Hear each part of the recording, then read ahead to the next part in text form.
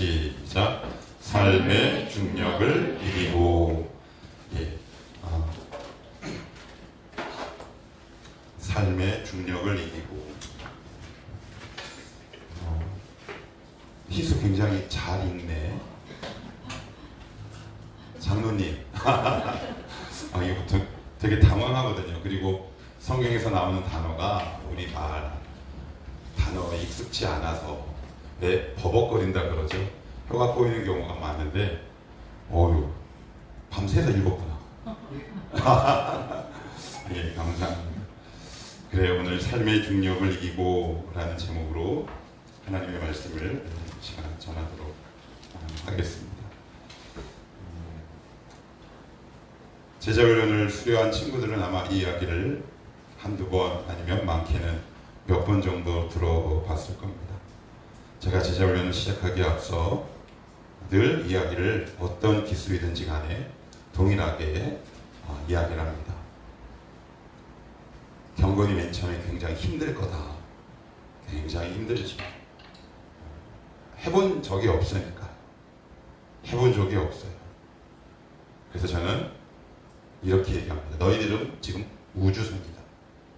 우주선이 우리 나로 기지에서 드디어 발사가 됩니다.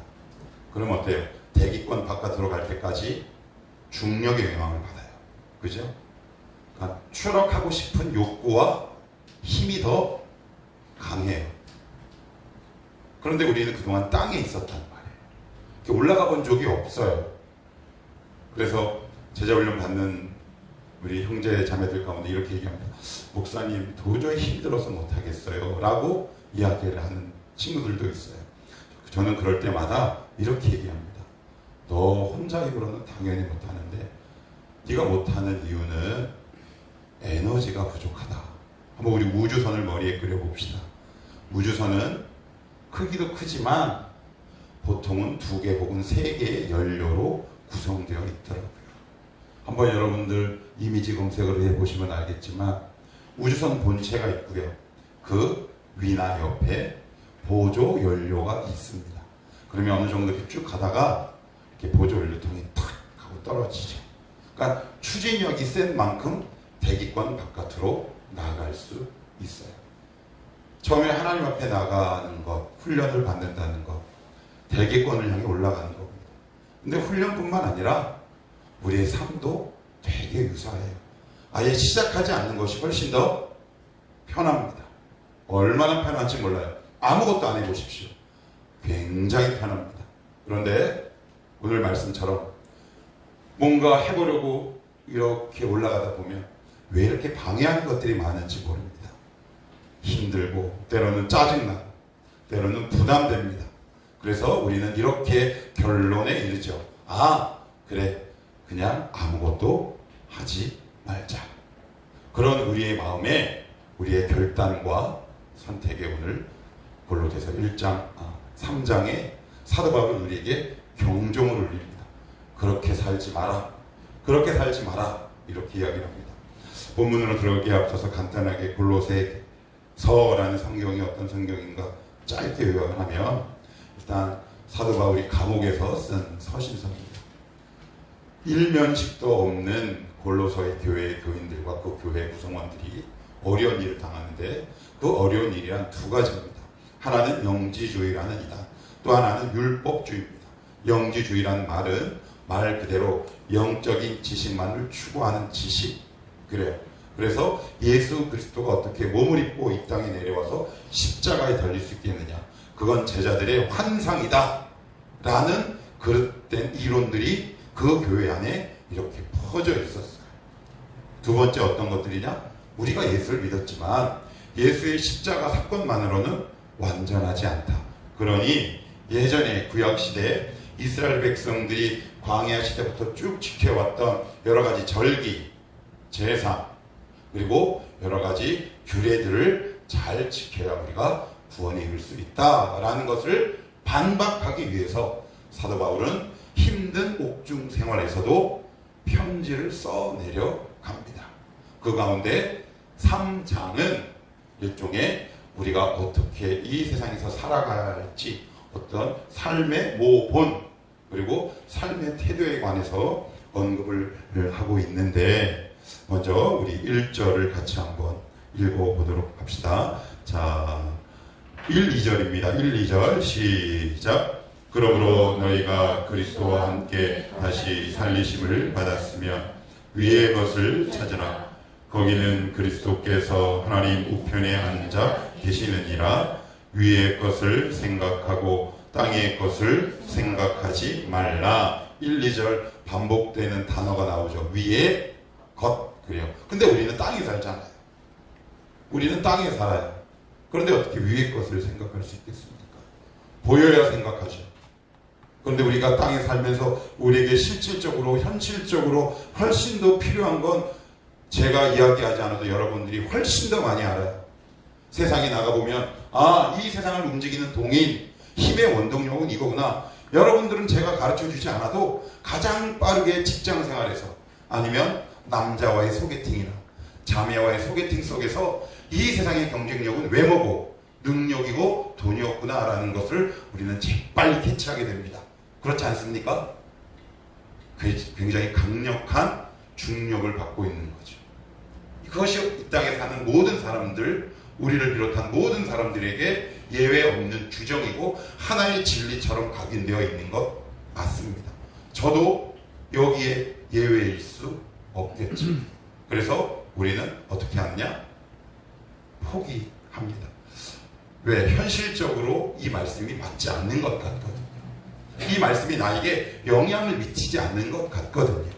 그래서 우리는 그냥 신앙생활은 포기할 수 없고 이 땅에서 더듬더듬 살아가고 있는지 모릅니다. 그런데 오늘 성경은 중요한 대원칙 첫 번째를 제시하고 있는데 한번 따라해 보시겠습니까? 속도의 중력을 이기라. 예, 예를 한번 들어볼게요. 이게 무슨 말이냐? 창세기 10장에 가시면 데라가 205세에 죽고 나서 아브라함이 갈대아 우르 땅을 떠나게 되는데 보통 우리가 어디를 여행을 가잖아요. 운전하신 분들은 아실 거예요. 제가 예를 들어서 부산 딱 치면 내비를 치면 경로가 나옵니다. 그죠? 경로를 확인하고 두 번째 뭘 확인하나요? 시간을 확인합니다. 시간을 확인해요. 이게 얼마쯤이면 도착할 수 있겠구나. 시간이 더디면 더딜수록 그 차 안에서 굉장한 스트레스를 받게 됩니다. 그래서 여행길이 되게 힘들어요. 막 그 길을 막 가다가 보면 너무 힘들어요. 특별히 저와 같이 성격이 급한 사람은 제가 참 묘한 기질이 있는데 예를 들면 내비에 부산까지 4시간 45분 그러면 최소한 그 언저리에 도착하지 않으면 저는 막 미칠 듯이 괴로워합니다. 정해진 규범 그리고 내가 생각했고 계획했던 그 시간과 이런 것들이 이루어지지 않으면 되게 큰 스트레스를 받는 타입이에요. 여러분은 어떠세요?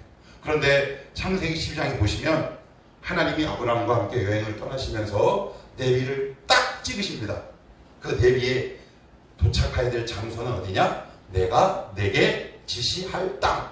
그런데 그러면 아브라함이 현대에 살았으면 주님 그러면 시간은 어느 정도요? 라고 물어봅니다. 속도를 물어보겠죠. 언제인지 물어보겠죠. 그런데 하나님은 시간과 속도를 알려주지 않습니다. 이게 되게 중요합니다. 하나님은 여러분들에게 속도를 알려주지 않아요. 시간이 얼마큼 걸릴 건가 알려주지 않습니다. 하나님은 방향만 알려줍니다. 무슨 이야기냐? 오늘 성경은 우리에게 이렇게 이야기합니다. 얘들아, 속도는 신경 쓰지 말고 너희들의 삶의 방향을 나로 완전히 틀어라 라고 이야기를 하고 있어요. 우리의 삶 가운데 있다가 제가 자세하게 말씀드리겠지만 삶이 되게 곤비하고 힘든 경우가 있습니다. 혹시 여러분들 이런 경험들이 있나요? 나는 이 죄악으로부터 벗어나고 싶은데 이게 잘 끊어지지가 않아요. 그거 왜 그럴까요? 하나님을 향해 완전히 돌아서지 않은 겁니다.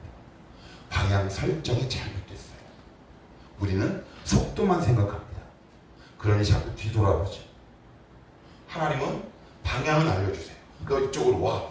그런데 우리는 궁금한 게 있단 말이에요. 하나님 언제요? 언제 나아질 건데요? 언제 회복시켜 주실 건데요? 언제 고쳐 주실 건데요? 라고 우리는 하나님 앞에 끊임없이 질문합니다. 그런데 하나님은 언제라는 말을 하지 않습니다. 늘 한결같으세요. 하나님이 여러분들에게 늘 기도하실 때 언제라고 응답받는 경우는 거의 없습니다. 한번 주변 지인들에게 물어보십시오. 우리 박 목사님에게 한번 여쭤보십시오. 유종수 집사님에게 여쭤보십시오. 그래, 내가 언제라고 응답하는 경우는 거의 없어요. 여러분들이 저에게 물어봐도 역시 마찬가지입니다. 언제? 우리는 속도에 관심이 많아요. 실질적인 얘기로 하나님, 우리 청월함 교회가 언제 부흥되겠습니까? 저도 이 속도라는 중력에 노출되어 있다는 말이죠. 그런데 우리가 속도에만 관심을 가지면 방향을 잃게 마련이에요. 그 예를 성경 안에서 찾아봅시다. 민수기 14장으로 한번 가볼게요. 민수기 14장입니다. 민수기 14장입니다.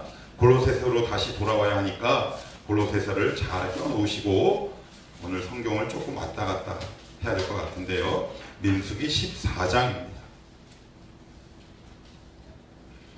14장 2절 한번 봅시다. 14장 2절입니다. 시작. 이스라엘 자손이 다 모세와 아론을 원망하며 온 회중이 그들에게 이르되 우리가 애굽 땅에서 죽었거나 이 광야에서 죽었으면 좋았을 것을 3절까지요. 어찌하여 여호와가 우리를 그 땅으로 인도하여 칼에 쓰러지게 하려 하는가.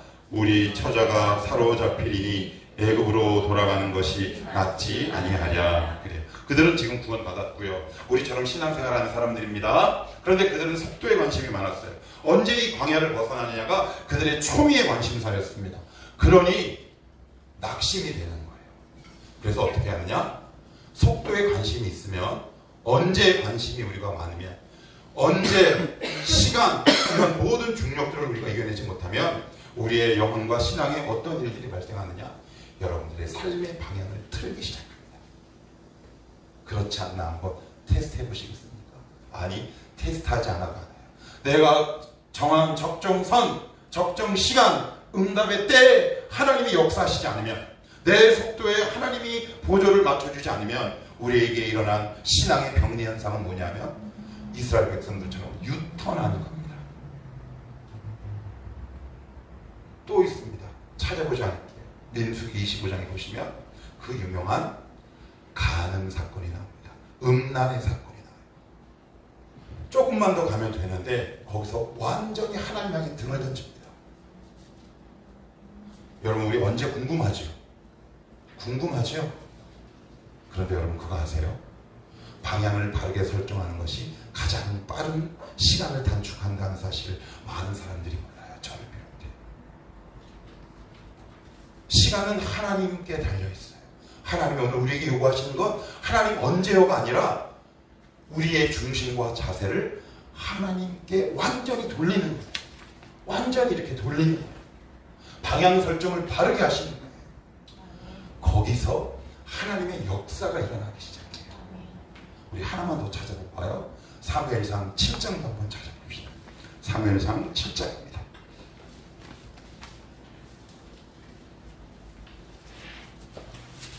사무엘상 7장입니다. 7장 3절 4절입니다. 사무엘상 7장 3절입니다. 7장 3절에서 4절 같이 한번 읽어볼게요. 시작. 사무엘이 이스라엘 온 족속에게 말하여 이르되 만일 너희가 전심으로 여호와께 돌아오려거든 이방 신들과 아스타롯을 너희 중에서 제거하고 너희 마음을 여호와께로 향하여 그만을 섬기라. 그리하면 너희를 블레셋 사람의 손에서 건져내시리라. 거기까지만 읽어볼게요. 여기 보시면 이스라엘 백성들이 막 속당하니까 힘들게 하니까 하나님께서 사무엘에게 이렇게 말씀하세요. 두 가지를 말씀하시는데 3절 보시면 이런 표현이 나와요. 중간에 이방 신들과 아스타롯을 너희 중에서 뭐요? 제거지요. 이 제거란 단어는 이 뜻이 아니에요. 무슨 뜻이냐면 고개를 돌리는 거예요. 고개를 돌리는 겁니다. 왜 이렇게 이들은 고개를 돌리지 못할까요? 거기에는 향락과 쾌락이 있기 때문에 우리가 고개를 돌리지 않아요. 그런데 거기에 대해서 하나님은 이따가 말씀드리겠지만 단호하게 말씀하고 있어요. 절대 은혜 가운데 들어올 수 없으리라. 너희들의 삶이 결코 내 하나님의 은혜의 주권과 구원이 취소된다는 의미가 아니라 심판을 자초할 뿐이다 라고 얘기를 합니다. 지금 여러분들이 왜 동일한 죄에 계속 노출되고 돌이키지 않을까요? 이 고개를 돌리지 않는 거예요. 고개를 돌리지 않으니 그 동일한 범죄에 내가 노출되는 거죠. 그리고 나서는 우리는 하나님을 원망하죠. 고개를 돌리는 겁니다. 이렇게 내가 이렇게 가다가 이렇게 고개를 확 돌리는 거예요. 한번 잘 여러분들의 영혼을 더듬어 보십시오. 나는 지금 주님을 향하여 완전히 고개를 돌렸는가? 고개를 돌리셔야 합니다. 세상을 향해 등을 지셔야 해요. 그거 너무 가혹한 말 아니에요? 목사나 돼야 가능하고 항존 직분자나 돼야 가능한 거 아닙니까? 이따가 자세하게 말씀드리겠지만 11절에 보시면 이렇게 나와요. 차별이 없다라는 단어가 나오는데 이 원래의 뜻은 예외 조항이 없다라는 말이에요. 예수를 처음 믿든 중간에서 믿든 예수 믿은 지 오래됐든 처음 믿든 간에 세상을 향해 등을 던지는 원리는 그 누구도 예외일 수 없다라고 우리에게 말씀하고 있어요. 우리 가세, 우리 가정, 아니면 우리 모든 삶의 기업들이 어디서부터 허물어지기 시작하냐면 하나님을 향해 고개를 돌리는 것으로부터 출발해요. 난 여전히 하나님을 보지 않거든요. 고개를 돌리지 않거든요. 방향 설정이 안 되어 있거든요. 방향도 하나님을 바라보지 않고 오로지 속도에만 관심이 있으니 우리는 늘 속상해요. 늘 속상합니다. 원망밖에 나오지 않아요. 한번 잘 더듬어 보세요. 우리가 그 속도라는 중력을 이기지 못하면 어떻게 된다고요? 방향을 튼다 그랬어요. 어디로요? 애국으로. 어디로요? 세상을 향해 자꾸 틉니다. 그런데 청년들 가운데 그런 게 있어요. 글쎄 이게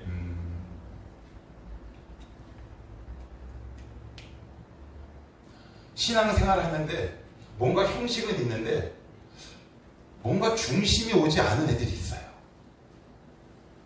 찝찝해. 쟤는 뭔가 이렇게 그럴듯하게 흉내내는데 하나님을 향해 뭔가 이렇게 고개를 돌리지 않는 사람들이 있어요. 신뢰가 잘 안 가요. 왜? 언제 다시 세상 향해 질주할 수 있는 그 모습이 저한테 보여요. 그럼 신뢰받기 어렵습니다. 그런데 어떤 친구는 그렇지 않은데 그냥 그 중심이 화려하진 않은데 하나님 향해 오롯이 가 있는 사람이 있어요. 여러분은 어떤 부류에 속하십니까? 혹시 세상을 가다가 지금 고개를 돌리시겠습니까? 하나님, 이거 언제까지 해결되어야 됩니다. 속도와 시간에 매몰되어 혹시 이 내 인생에 걸어가는 방향을 하나님을 향해 등지고 있지는 않습니까? 속도라는 중력에 속지 마셔야 합니다. 우리는 방향을 딱 설정하는 자들입니다. 그것이 오늘 1, 2절에 위의 것을 찾으라고 얘기합니다. 시간 나옵니까? 더 예를 들어볼까요? 사무엘상 16장에 보시면 사무엘상 16장 이후로 총 다윗에게 3번의 기름 부음이 있는데 사무엘이 다윗에게 가서 그 기름을 부을 때 이렇게 얘기합니다. 너 왕이 될 거야. 그런데 그 두 번째 중요한 거, 우리가 제일 중요하게 생각하는 거 언제인지는 알려주지 않아요. 언제라는 말은 없습니다. 언제라는 말은 없어요. 만약에 저에게 유치하지만 좀 비루한 비유이긴 하지만 하나님이 제가 그 얘기를 제가 했는데 이해하세요? 내가 12년 3개월 후에 여기를 폭발적으로 부흥시켜 줄게. 그러면 할렐루야잖아요. 하나님이 그렇게 한대 라고 하면 저는 12년 동안 놀다가 6개월 남겨두고 올 것 같아요. 저는 그래요. 여러분은 어떤지 모르겠어요. 아브라함에게도 그렇고요. 방향만 제시하셨어요. 그죠? 속도는요? 시간은요? 하나님은 오늘 여러분들에게 시간과 언제가 아니라 방향을 설정해 주십니다. 그 길을 따라 하나님의 때에 맞춰 그냥 묵묵히 걸어가십시오. 그것이 가장 빠른 길임을 하나님이 여러분들의 인생을 통해 경험케 하실 겁니다. 그래야 우리가 낙심으로부터 자유할 수 있어요. 하나님, 이 집안 꼴 이게 뭡니까? 하나님 이거 언제 일으키시겠습니까? 그러면 하나님이 여러분들에게 이렇게 묻습니다. 아무개야, 언제는 내 소관이니?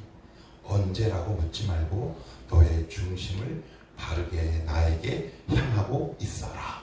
이렇게 말씀하고 있는 겁니다. 속지 않으셔야 돼요. 그리고 나서는 사도 바울이 이렇게 해서 덧붙여 이야기합니다. 다시 골로새서로 갈게요. 골로새서로 다시 갑니다. 3절 4절입니다. 이는 너희가 죽었고 너희 생명이 그리스도와 함께 하나님 안에 감추었음이니라. 그래요. 이는 너희가 죽었다 그랬어요. 죄에 대해서 죽은 겁니다. 그래서 제가 아침 기도회 때 이 말씀을 이렇게 해석을 했어요. 너희가 이제 죄에 대해서 죽었어요. 제가 어느 날부터 갑자기 라면이 싫어졌어요. 그래서 라면을 싫어졌으니 마트에 가면 라면을 살까요, 안 살까요? 안 사요. 그래서 저는 지금도 이 교회에서 먹는 거 말고는 라면을 끊은 지 한 2년 정도 됐어요.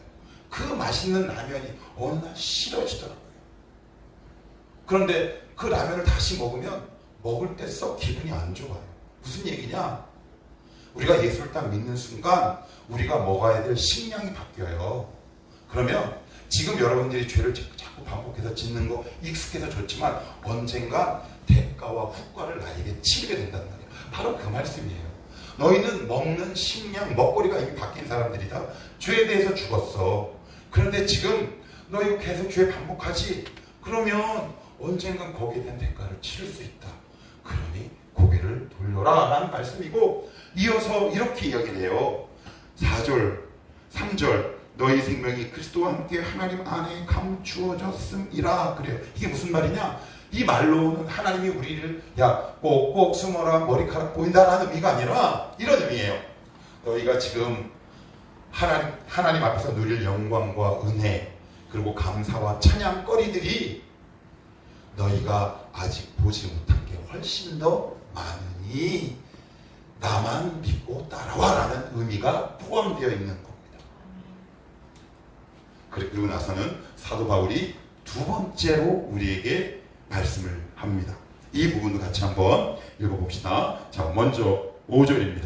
자, 시작. 그러므로 땅에 있는 지체를 죽이라. 곧 음란과 부정과 사욕과 악한 정욕과 탐심이니 탐심은 우상 숭배니라. 8절도 이제는 너희가 이 모든 것을 벗어버리라. 곧 분함과 노여움과 악의와 비방과 너희 입에 부끄러운 말이라.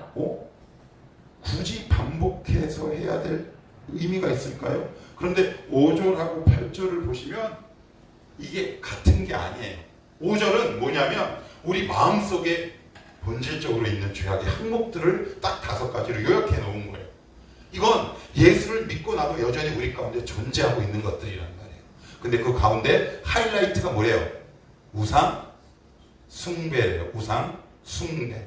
이것이 결국 우리와 하나님과의 관계를 어그러뜨리는 내 마음에 내재된 가장 강력한 뿌리다 라고 얘기를 하고요. 8절은 그런 마음을 품었을 때 우리의 삶 가운데 나타나는 것들이에요. 그러니까 우리 주님께서 이렇게 말씀하시죠. 열매가 좋던지 하라. 이게 무슨 얘기냐? 열매는 어디가 맺습니까? 가지가 맺죠. 그런데 가지는 무엇으로부터 수액과 영양분을 공급받나요? 뿌리로부터 받는다는 말이에요. 이게 무슨 얘기냐? 우리 마음 가운데 내재되어 있는 것들이 있어요. 여러분 안에.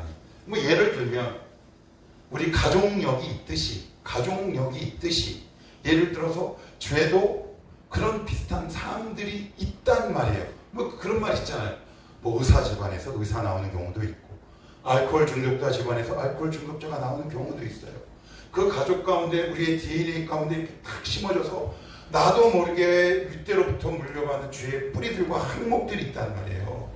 거기서부터 우리는 결코 자유로울 수 없어요. 근데 무슨 이야기를 하고 있느냐면, 얘들아, 죄는 너희들이 보이는 행위가 문제가 아니야. 너희들의 마음이 문제야 라고 얘기하고 있는 겁니다. 한번 따라합시다. 죄라는 중력을 기라. 예, 죄는 너무나 자연스럽고 당연하죠. 짓는 게 훨씬 익숙하고 편하다고 그랬어요. 그런데 오늘 성경은 우리의 삶과 내면을 향해 날카롭게 지적을 하고 있다. 이 모든 것들이 왜 그러지 말아야 하느냐 하면 사도 바울은 조금 엄하게 얘기합니다. 좀 다른 서신에 비해서 좀 단호하게 이야기하는데 이 부분을 같이 한번 읽어볼게요. 자, 6절입니다. 시작. 이것들로 말미암아 하나님의 진노가 임하느니라 그래요. 하나님의 진노가 임한다 라고 그래요. 그러니까 죄를 반복하면 하나님의 매를 지금도 세이브하는 거예요. 자꾸 이렇게 세이브하는 거죠. 자꾸 세이브하는 거예요. 마태복음 5장에 보시면 주님께서 이제 팔복을 얘기하시는데 그 가운데 이 말씀이 있어요. 마음이 청결한 자는 복이 있나니. 그 다음은 뭐예요? 저희가 하나님을 볼 것이며. 교회 좀 다닌 분들 많이 들어보셨죠? 누가 하나님을 본답니까? 청결한 자, 거룩한 자예요. 그러면 이 말씀을 저와 여러분들에게 한번 적용을 해보자고요. 여러분이 인식하는 하나님의 이미지가 진짜입니까? 죄가 반복되면 날마다 죄를 씻어내지 않으면 내가 인식하는 하나님의 이미지가 이렇게 틀어져 있습니다. 감사 절대 안 나오죠. 찬양 죽어도 안 나옵니다. 왜곡된 이미지가 회복되어야 합니다. 그래야 내 가슴속으로 하나님을 사랑할 수 있습니다. 여러분들이 지금 인식하고 있는 하나님의 상이 정당한 상입니까? 여러분은 하나님을 어떤 하나님이라고 생각하고 있습니까? 그런데 그 모든 것의 출발은 내 안에 있는 죄가 그 원인이요 뿌리다 라고 이야기하고 있어요. 그래서 정말 안타까운 사람들이 있습니다. 내 안에 있는 죄를 뿌리를 보지 못하고 입술을 열어 늘 하나님을 향해 원망과 쓴말을 내뱉는 영혼들이 있어요. 가장 안타깝고 속상한 사람들이에요. 너무너무 안타깝습니다. 어떤 청년들이랑 어떤 교우들이랑 이야기를 하고 상담을 하다 보면 그 안에 있는 어떤 죄악의 항목들이 열고되고 제 눈에는 보이는데 그 사람은 정작 보이지 않죠. 그래서 하나님과 이야기를 하다 보면 하나님 향해 쓴소리를 내뱉기 시작합니다. 하나님은 이러한 분이야. 나를 괴롭히는 사람이야. 이런 갖가지 오해와 억측만 그 안에 남아있을 뿐이죠. 그 출발은 다 모였다. 오늘 5절과 8절에서 언급된 내 안에서 아직 하나님 앞에 온전히 죄를 고백하지 않았거나 지금도 켜켜이 죄를 쌓아두고 있는 나의 이 죄가 하나님을 향한 시선을 왜곡되게 하고 기울게 하고 무너지게 한다는 사실을 성경은 우리에게 이야기하고 있습니다. 하나님을 향한 절대적인 신뢰 무엇으로부터 나옵니까? 청결한 심령으로부터 나옵니다. 하나님은 나를 사랑하고 우리 가정은 하나님의 은혜 가운데 다시금 회복될 거야 라는 건강하고 거룩한 선포가 어디서부터 나올 수 있겠습니까? 하나님을 향한 청결함과 거룩함에 있는 겁니다. 그래서 그리스도의 경쟁력은 거룩입니다. 이것을 청년의 때 알아야 나이 먹어서 고생하지 않습니다. 반드시 기억하셔야 합니다. 나는 지금 하나님을 어떤 하나님으로 인식하고 있는가? 한번 여러분들이 하나님을 오해하고 왜곡했을 때 여러분들의 상태를 점검해 보십시오. 죄 가운데 있었을 때가 많지 않았나요? 그런데 왜 이렇게 수련회 가서 은혜를 받고 하면 하나님에 대한 그 어둠과 안개가 이렇게 거칠까요? 그래서 우리가 헷갈려요. 수련회 때 만나는 하나님은 나를 사랑하는 하나님인데 세상에 나가면 나를 싫어하는 하나님이고 뭔가 이해가 되지 않는 하나님이야. 왜 그래요? 수련회 때는 기도하잖아요. 말씀 보잖아요. 죄를 고백하잖아요. 거기서 진짜 나를 사랑하시는 하나님을 만났는데 이 땅에 딱 내려와 보니 수련회 때 부르셨던 모든 기도와 말씀이 단절됐는데 역시 옛날에 죄를 지었던 과거의 삶으로 돌아갈지인데 그 하나님이 내 앞에 바르게 보일 수 있겠냐고요. 하나님은 변하지 않으세요. 어제나 오늘이나 영원토록 동일하십니다. 거룩이 경쟁력인 동시에 죄라는 중력을 이겨야 하는 이유입니다. 그렇다면 마지막으로 이렇게 물을 수 있어요. 우리는 미꾸라지과거든요. 저는. 그래서 사도 바울이 11절에 딱 활용점정 카운터 펀치를 합니다. 11절 같이 한번 읽어봅시다. 자, 11절입니다. 자, 11절 시작. 거기에 있는 헬라인이나 유대인이나 할레파나 무할레파나 야만인이나 스구디아인이나 종이나 자유인이 차별이 있을 수 없나니 오직 그리스도는 만유시요 만유 안에 계시니라. 그래. 이게 무슨 말이에요? 이게 지금 앞에 있는 1절부터 10절까지를 받는 말씀인데, 여기 차별이라는 말 때문에 우리는 11절이 조금 어려운데, 이게 이런 뜻이에요. 너희가 방향 설정을 바로 하고, 그리고 내 앞에 거룩하기를 힘쓴다면 하나님이 주시는 복을 받는 것에 그 누구도 예외일 수 없다라는 말입니다. 그럼 이 말씀은 반대로 이렇게 우리가 적용할 수 있어요. 뭐예요? 죄 짓는데 그 누구도 예외 조항을 두어서는 안 된다는 뜻입니다. 우리가 왜 죄를 자꾸 반복할까요? 예외 조항을 두기 때문에 그렇습니다. 그래서 이 예외 조항을 두는 것, 이것이 지금 대한민국 사회에서 사자성어처럼 고착화된 네 글자가 있어요. 네로 시작하는 말. 그래요. 뭐예요? 나는 예외라는 거잖아요. 그죠? 나는 아니에요. 하나님, 저는 이 죄를 지을 만한 분명한 이유가 있었어요. 그것을 이 세상 말로는 내로남불. 오늘 성경은 차별, 즉 예외를 두지 말라. 가장 대표적인 인물이 누구예요? 아담과 하와잖아요. 죄를 지은 주체와 그 원인을 누구에게서 찾습니까? 하나님께. 첫 번째는 마누라에게 찾지요. 그래요. 누가 지은 겁니까? 예, 우리는 죄를 짓고 나서 늘 예외 조항을 둡니다. 그리고 죄를 짓기 전에도 예외 조항을 둬요. 마음에 걸리는 거 알아요. 내가 그 자리 가면 안 된다는 건 안단 말이에요. 그런데 이렇게 타협을 하죠. 아, 안 가면 안 돼. 여러분, 혹시 죄를 지을 예외 조항은 많이 찾는데 안 지을 예외 조항은 왜 안 찾습니까? 다시요. 우리는 죄를 지을 때 나에게 예외 조항을 둬요. 아, 이것 때문에 그래. 그런데 그 반대의 경우는 왜 나에게 일어나지 않습니까? 이것 때문에 짓지 말아야 돼. 결단해야 돼. 혹시 최근에 그런 경험이 있습니까? 내가 마땅히 이 길을 걸어가다가 내가 하지 말아야 돼. 왜? 하나님께서 나에게 주신 삶의 무게가 너무 크고 존귀하고 아름다워. 난 그래서 그 죄에 나의 영혼을 노출시킬 수 없어. 뭐 이런 결단들. 죄를 지을 때 여러분을 예외 조항에 두지 않으셔야 합니다. 이것이 바로 예외라는 중력입니다. 강력하게 많이 받습니다. 하나님은 오늘도 우리의 중심을 테스트하십니다. 오늘 제가 세 가지 말씀드렸습니다. 하나는 속도의 중력을 이겨라. 두 번째는 죄라는 중력을 이겨라. 셋째, 예외 조항의 이 항목이라는 이 중력을 이기라. 오늘 여러분들 마음 가운데 어떤 단어와 문장이 가장 기억에 남고 아니면 마음속에서 거부하고 있습니까? 이따가 그 부분을 두고 함께 기도할 수 있기를 원합니다. 하나님 향해 바른 인생의 방향을 설정케 하옵소서. 그 길을 가다 하나님 내 안에 일어나는 죄의 욕구들을 그리스도의 보혈로 이길 수 있는 결단한 의지와 마음이 내 가운데 있게 하여 주옵소서. 그동안 여러 가지 핑계와 예외 조항 때문에 반복해서 저질렀던 이 죄의 항목들을 이제는 나의 경건 일기에 나열하는 어리석은 인생이 아니라 점점 지워가는 인생 되게 하옵소서. 마지막으로 이 말씀드리고 마치겠습니다.